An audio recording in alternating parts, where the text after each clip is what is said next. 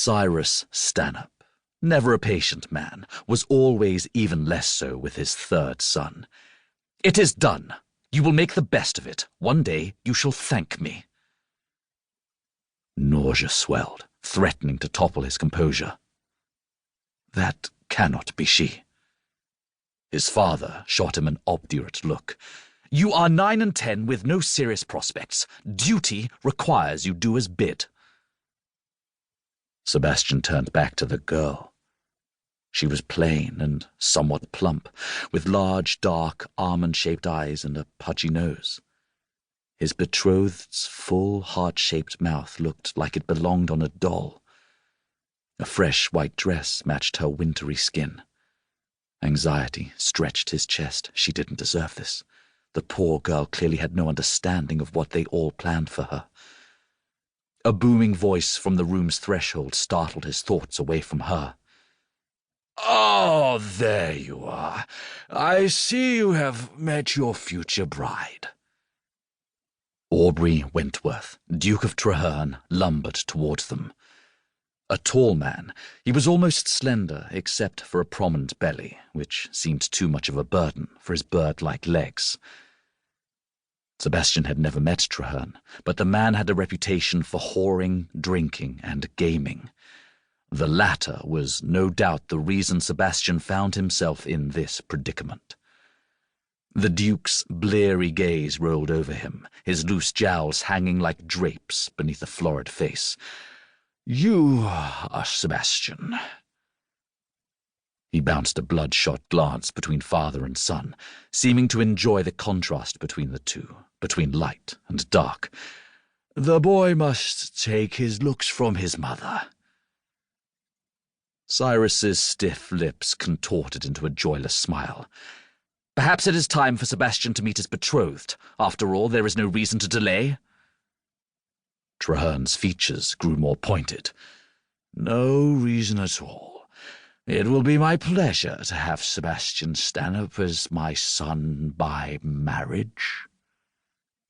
Cyrus flushed beneath his polite mask. Sebastian's gaze narrowed as he darted a look between the two older men. Their obvious mutual dislike arced through the air. The undercurrent of an unspoken conversation, one that only the two of them seemed to understand, raged between them. Traherne held a beckoning hand out to his daughter. "Bella," he said, loose jowls flapping, "come and make yourself known to Mr. Sebastian." The girl's almond-colored gaze edged in on them, as though she had just passed that the appearance of these strangers had something to do with her. Her eyes rested for a moment on Sebastian before she rose from the window seat and came toward them. "There now," Traherne said to her, "this is Mr. Stanhope, and one day you shall be obliged to obey his commands." She hesitated. His gut gnarled. This was wrong, abominably so. Yet, minutes later, after a stilted exchange of pleasantries, he found himself back in the carriage with his father, while his betrothed rode in the forward carriage with Traherne. How did this happen? His father stared ahead.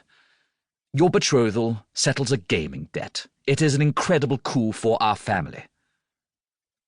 Cyrus flicked an unseen spot of dirt from his sleeve. "I am still waiting to hear your thanks, but then again, you've always been an ungrateful boy." He braced his jaw, well aware this marriage would save the family from destitution.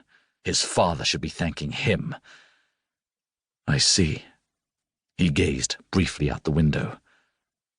"Traherne must owe you a great sum of blunt." Even now, the man could not spare him a glance. "You have no idea. Do you realize what I have done for you?" Cyrus turned a frosty gaze on his third-born son. "He has no male heir. She is to inherit it all. A special act of Parliament assures that girl will be a duchess in her own right. You will wield the power of Traherne until your own son becomes the next duke." Icy disbelief whooshed through him. "Why have you chosen me for this great honor? Why not Arthur?"